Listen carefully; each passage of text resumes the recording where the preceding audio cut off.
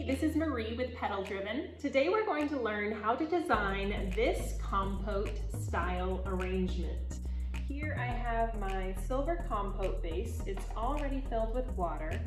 And what I've done is I've balled up a piece of chicken wire. This is going to be placed in the vase so that the stems have somewhere to rest easily when I'm designing. If I didn't have this structure inside, it would be very difficult to make the stems stay where I want them to be.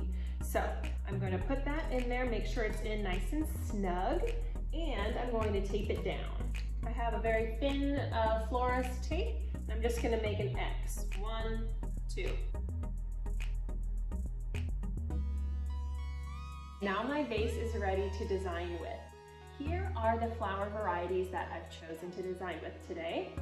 I have quicksand roses. They're this nice, kind of a dusty pink blush, almost mauve-ish color. I have this light pink stalk and white carnation. These roses are called Amnesia. I have one Playa Blanca rose. It's nice and opened up. And this peachy spray rose is called Jana. Salal, also called lemon leaf, jasmine vine, silver dollar, eucalyptus here. For the shape of this arrangement, I want it to be a little bit long. I'm going to create this as if it is going to be in the center of a long table. Maybe I have an 8-foot table and I'll create 2 of these to be the centerpieces in that long table. I'm going to begin creating the shape with my greens. The salal has a really nice, lovely curve and it's long. And so I'm going to insert it at an angle like this to start creating this shape out to the sides.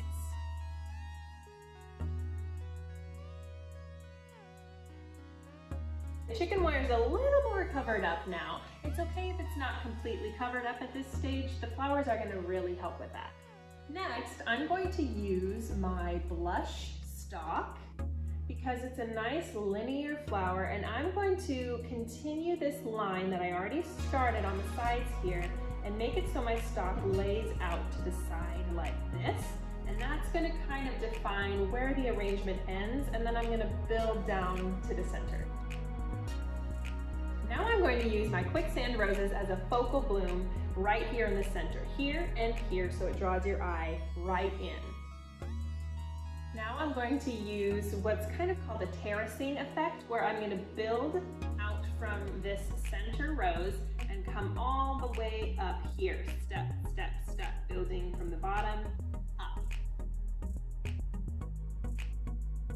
I'm going to start bringing in some of my purple Amnesia roses. They're a little bit more of an antique style of rose. It's not super bright purple. They're quite special. Now I'm going to fill in the middle a little bit, and I'm going to create a line coming from here all the way to the other side so your eye kind of has somewhere to follow in the design.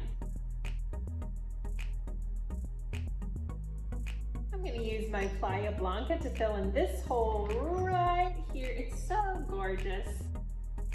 Now notice how the roses aren't squishing up against each other. This is what we want. We want them to have room to breathe, a little bit of space between each one. I heard someone once say that a butterfly's wings should be able to fit between your roses, so they're not like squashed next to each other, but they really each have their own spot to shine. Next, I'm going to fill in with my Jana spray roses. Just if I see any larger gaps, I'm going to fill it in with these guys. I'm going to use my carnations to kind of continue the lines that I've already started with my quicksand roses. For example, like this rose is coming down here. Maybe it's coming from a line about here. And I'm going to put my carnation here so that it extends it even past the end of the base.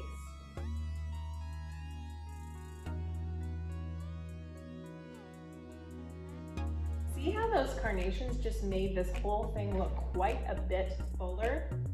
They're an inexpensive flower and a really great way to bulk out your designs if you don't want to spend a whole lot but do want that full look. Now I'm gonna go back and kind of inspect and see if I can see any holes where I can see down to the chicken wire, and I'm gonna fill those in with my remaining stock and also my greens.